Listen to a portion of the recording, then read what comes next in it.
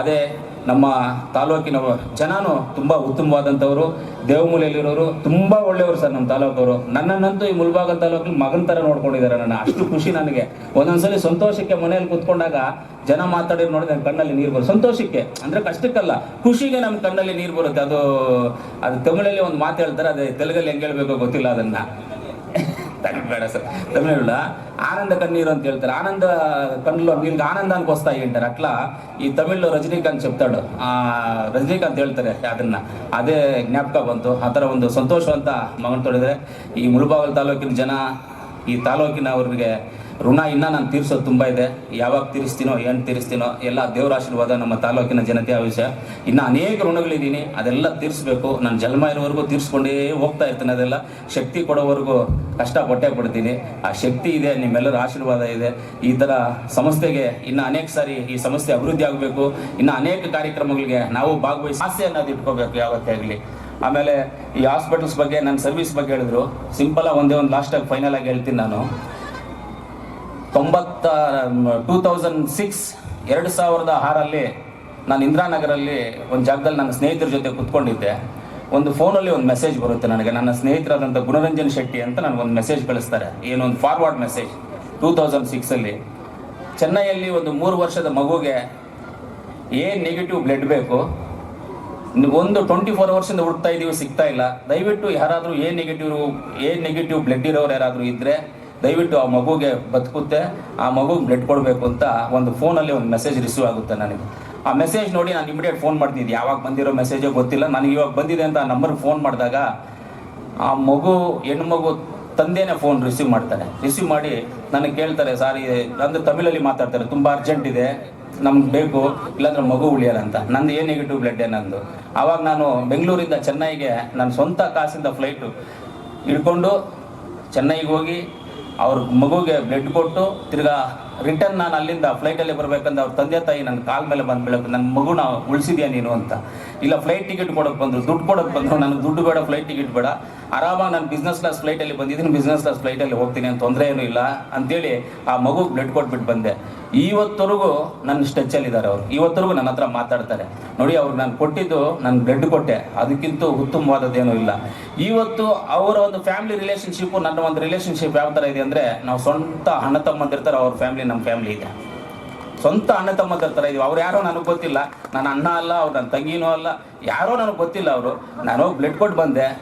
ಅವರು ನಾವು ಜೊತೆಯಲ್ಲಿ ಬಿಸ್ನೆಸ್ ಸೇರಿ ಲಕ್ಷಾಂತರ ರೂಪಾಯಿ, ಕೋಟ್ಯಾಂತರ ರೂಪಾಯಿ ದುಡ್ದಿದ್ದೀವಿ ಕೂಡ ನಾವು. ಯಾಕಂದರೆ ಒಂದು ಬ್ಲಡ್ ಕೊಟ್ಟಿದ್ದು ಅಂದರೆ ರಿಲೇಷನ್ಶಿಪ್ ಎಲ್ಲರಿಗೂ ಬೆಳ್ಕೊಂಡು ಹೋಯ್ತು ಅಂತ. ಅದೇ ಒಂದು ಸೋಷಿಯಲ್ ವರ್ಕ್ ಅನ್ನೋದು, ಒಂದು ಮನುಷ್ಯನಿಗೆ ಸಹಾಯ ಮಾಡೋದು ಅನ್ನೋದು ಯಾವತ್ತು ತುಂಬ ಉತ್ತಮವಾದಂಥದ್ದು.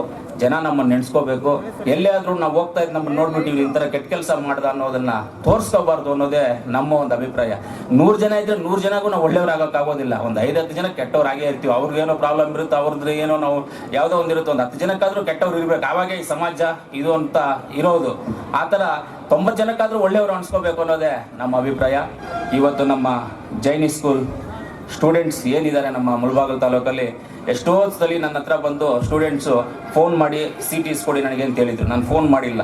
ಇಲ್ಲ ಫೀಸ್ ಕಟ್ಟಬೇಕು ನನಗೆ, ಅಲ್ಲಿ ನೀವು ಫೋನ್ ಮಾಡಿ ಇಲ್ಲಿ ಡಿಸ್ಕೌಂಟ್ ಕೊಡಿ ಅಂತ ಹೇಳ್ತಾರೆ. ಆವಾಗ ನಾನೇನು ಎಷ್ಟು ಕಟ್ಟಬೇಕು, 30,000 ಕಟ್ಟಬೇಕು, 40-50. ನಾನೇ ಚೆಕ್ ಕೊಟ್ಬಿಟ್ಟು ಹೋಗಿ ಕಟ್ಬಿಡ್ರಿ, ಅವ್ರಿಗೆ ನಾನು ಫೋನ್ ಮಾಡೋದು ಬೇಡ, ಡಿಸ್ಕೌಂಟ್ ಕೇಳೋದು ಬೇಡ, ಚೆಕ್ ಕೊಡ್ತೀರಿ, ಹೋಗಿ ಕಟ್ಬಿಡ್ರಿ ನೀವು ಅಂತೇಳಿ ತುಂಬ ಆ ಥರ ಮಕ್ಕಳನ್ನ ನಾನು ಇದು ಮಾಡಿ. ಯಾಕಂದ್ರೆ ನಾವು ಆ ಥರ ರಿಕ್ವೆಸ್ಟ್ ಮಾಡಲ್ಲ ಎಲ್ಲೂ ಹೋಗಿ, ಇದು ಡಿಸ್ಕೌಂಟ್ ಮಾಡಿ ಹಿಂಗೆಲ್ಲ ಅಂತ. ಒಳ್ಳೆ ವಿದ್ಯಾಸಂಸ್ಥೆ ಇಡೀ ನಮ್ಮ ಭಾರತ ದೇಶದಲ್ಲಿ 80 ವಿದ್ಯಾಸಂಸ್ಥೆಗಳನ್ನು ಇಟ್ಕೊಂಡು ಒಳ್ಳೆ ಮಕ್ಕಳಿಗೆ ವಿದ್ಯಾಪಾಠವನ್ನು ಕೊಟ್ಟು ಅನೇಕ ಗಣ್ಯ ವ್ಯಕ್ತಿ ಮಕ್ಕಳು ಈ ವಿದ್ಯಾಸಂಸ್ಥೆಯಲ್ಲಿ ಓದಿ ವಿದ್ಯಾವಂತರಾಗಿ ಬುದ್ಧಿವಂತರಾಗಿ ಇವತ್ತು ಈ ಸಂಸ್ಥೆಯಲ್ಲಿ ಓದಿರ್ತಕ್ಕಂಥವರು KAS ಆಫೀಸರ್, ಒಂದು ಕ್ಲರ್ಕಿಂದ ಹಿಡ್ಕೊಂಡು IAS ಆಫೀಸರ್ಗೂ ನಮ್ಮ ಭಾರತ ದೇಶದಲ್ಲಿ ಈ ಸಂಸ್ಥೆಯಲ್ಲಿ ಓದಿರತಕ್ಕಂಥವ್ರು ಇದ್ದಾರೆ. ಅದರಲ್ಲಿ ನೀವು ಆಗಬೇಕು. ಆ ಮಟ್ಟಕ್ಕೆ ನಮ್ಮ ಈ ಶಾಲೆಯಲ್ಲಿ ಓದೋ ಮಕ್ಕಳು ಬರಬೇಕು ಅನ್ನೋದು ನಮ್ಮ ಆಸೆ. ಹಾಗೆ ನಮ್ಮ ಈ ಶಾಲೆಯಲ್ಲಿ ಈ ವರ್ಷ 10ನೇ ತರಗತಿ ಇರುತ್ತೆ, ಅವ್ರು ಪಾಸ್ ಆಗ್ತಾರೆ, ಕಾಲೇಜ್ಗೆ ಬೇರೆ ಕಡೆ ಹೋಗ್ತಾರೆ. ಒಂದು ಸ್ಕೂಲ್ ಡೇ ಅಂದರೆ ಅದೇ. ಇವತ್ತು ಹೊಸ ಮಕ್ಕಳು ಈ ಶಾಲೆಗೆ ಸೇರ್ತಾರೆ ಈ ವರ್ಷ. ಈ 10th ಸ್ಟ್ಯಾಂಡರ್ಡ್ ಮಕ್ಕಳು ಕಾಲೇಜ್ಗೆ ಆಚೆ ಹೋಗ್ತಾರೆ. ಎಲ್ಲ ಒಂದು ಗೆಟ್ ಟುಗೆದರ್ ಆಗಿ ಟೀಚರ್ಸ್ ಆಗ್ಬೋದು, ಇಲ್ಲಿ ಈ ಸಂಸ್ಥೆ ಆಗ್ಬೋದು, ಎಲ್ಲ ಈ ಸಂಸ್ಥೆಗೆ ಎಲ್ಲರೂ ಒಂದು ಗೌರವವನ್ನು ಕೊಟ್ಟು ನಾವು ಇಲ್ಲಿಂದ 10ನೇ ತರಗತಿ ಮಕ್ಕಳು ಆಚೆ ಹೋಗುವಂಥದ್ದಕ್ಕೆ ಆ ಗೌರವವನ್ನು ಕೊಟ್ಟಬೇಕು ಅಂತ ಒಂದು ಆಶಿಸ್ತೀನಿ. ಆಮೇಲೆ ಮುಖ್ಯವಾಗಿ ವಿದ್ಯೆ ಕೊಟ್ಟಿದ್ದ ಗುರುಗಳು, ಜನ್ಮ ಕೊಟ್ಟಿದ್ದ ತಂದೆ ತಾಯಿ, ಯಾವತ್ತೂ ಯಾರು ಮರೆಯಲ್ಲ, ಮರೀಲು ಕೊಡೋದು. ಇವತ್ತು ಎಲ್ಲೇ ಹೋದ್ರು ಸ್ಪೀಚಲ್ಲಿ ನಮ್ಮ KMV master, SN master, BN master, ನಮ್ಮ MB ಬಶೀರ್ ಮಾಸ್ಟ್ರು, ಇವರೆಲ್ಲ ನಮ್ಮ ಗುರುಗಳು. ಇವತ್ತು ಬಶೀರ್ ಮಾಸ್ಟ್ರು ಇಲ್ಲ, ನಮ್ಮ SN ಮಾಸ್ಟ್ರು ಇಲ್ಲ, ಇವತ್ತಿನ ನಮ್ಮ NV ಮಾಸ್ಟರ್ ಇಲ್ಲ, ಅದೇ ನಮ್ಮ KMV, TRR, ಆಮೇಲೆ VSK ಇವರೆಲ್ಲರೂ ಇದ್ದಾರೆ, ನಮ್ಮ ಗುರುಗಳೆಲ್ಲರೂ. ಇವತ್ತು ಅವರೆಲ್ಲೇ ಕಾಣಿಸ್ದ್ರು ಅವ್ರ ಪಾದದ ಮೇಲೆ ಬಿದ್ದು ಒಂದು ಆಶೀರ್ವಾದ ತಗೊಳ್ತೀನಿ. ನಾವೆಷ್ಟೇ ದೊಡ್ಡವರು ಇರ್ಬೋದು, ಆದರೆ ನಮ್ಮ ಗುರುಗಳು, ನಾವು ಯಾರಿಗೂ ಭಯ ಪಡೋದಿಲ್ಲ. ಆಚೆ ಹೋದ್ರೆ ಎಲ್ಲೋದ್ರೂ ನಾವು ಧೈರ್ಯವಾಗಿ ಮಾತಾಡ್ತೀವಿ. ಆದರೆ ನಮ್ಮ ತಂದೆ ತಾಯಿನ, ನಮ್ಮ ಗುರುಗಳನ್ನ ನೋಡಿದ್ರೆ ಅವ್ರ ಪಾದಗಳಿಗೆ ನಮಸ್ಕಾರ ಹಾಕೊಂಡು ಒಳ್ಳೇದಾಗಿ ಸರ್ ಆಶೀರ್ವಾದ ಮಾಡಿ ಸರ್ ಅಂತ ಕೇಳ್ಕೊಳ್ತೀವಿ. ಆ ಥರ ಯಾವತ್ತು ತಂದೆ ತಾಯಿಗೆ ಗೌರವವನ್ನು ಕೊಡಬೇಕು. ವಿದ್ಯೆ ಕೊಟ್ಟಿದ್ದ ಗುರುಗಳು ನಾವು ಗೌರವವನ್ನು ಕೊಟ್ಟು ಅವ್ರು ಕಾಣಿಸ್ದಾಗ ಆಗ್ಬೋದು, ಎಲ್ಲೇ ಆಗ್ಬೋದು, ಅವ್ರಿಗೆ ಒಂದು ಆಶೀರ್ವಾದ ತೊಗೊಂಡ್ರೆ ತುಂಬ ಉತ್ತಮವಾದಂಥ ಅಂತ ಹೇಳಿದ್ದೀನಿ. ಇವತ್ತು 4 ತಿಂಗಳಾಯ್ತು ನಾನು ಮುಳುಬಾಗ್ಲಲ್ಲಿ ಫಂಕ್ಷನ್ಗಂತ ಬಂದು, ಯಾವುದೇ ಫಂಕ್ಷನ್ಗಂತ ಬಂದು ಒಂದು 4 ತಿಂಗಳಾಗಿದೆ. ಆವತ್ತಿಂದ ಯಾವುದು ಫಂಕ್ಷನ್ಸ್ಗೆಲ್ಲೂ ಬರ್ತಾ ಇಲ್ಲ ನಾನು. ಇವತ್ತೇನೆಂದರೆ ಈ ವಿದ್ಯಾಸಂಸ್ಥೆ ನನಗೆ ಎಜುಕೇಷನ್ಸ್, ಆಮೇಲೆ ಈ ಸೊಸೈಟೀಸ್, ಆಮೇಲೆ ನಮ್ಮ ಹ್ಯಾಂಡಿಕ್ಯಾಪ್ಸ್ ಇಂಥ ಇದು ಅಂದಾಗ ನನಗೆ ವಿದ್ಯಾಸಂಸ್ಥೆಗಳು ಇಂಥದ್ದಂದ್ರೆ ನನಗೆ ತುಂಬ ಆಸೆ. ನನಗೆ ಇಂಥದ್ದೆಲ್ಲ ಹೋಗಬೇಕು, ಅಲ್ಲಿ ನಮಗೆ ಗೊತ್ತಿರುವಂಥ 4 ಮಾತು ಹೇಳಬೇಕು, ಅವರು ಆ ಬುದ್ಧಿ ಜ್ಞಾನವನ್ನು ತಿಳ್ಕೋಬೇಕು ಅನ್ನೋದು ನಮ್ಮ ಆಸೆ. ಆದ್ದರಿಂದ ಇವತ್ತು ಈ ಸಂಸ್ಥೆಯವರು ನನ್ನನ್ನು ಕರೆದು ಒಂದು ಚೀಫ್ ಗೆಸ್ಟಾಗಿ ಈ ಮಾತಾಡಲಿಕ್ಕೆ ಅವಕಾಶ ಮಾಡಿಕೊಟ್ಟು, ನಮ್ಮ ತಾಲೂಕಿನ ಎಲ್ಲ ನಮ್ಮ ತಂದೆ ತಾಯಂದಿರು, ನಮ್ಮ ಮಕ್ಕಳು ಎಲ್ಲರೂ ಇಲ್ಲಿದ್ದಾರೆ.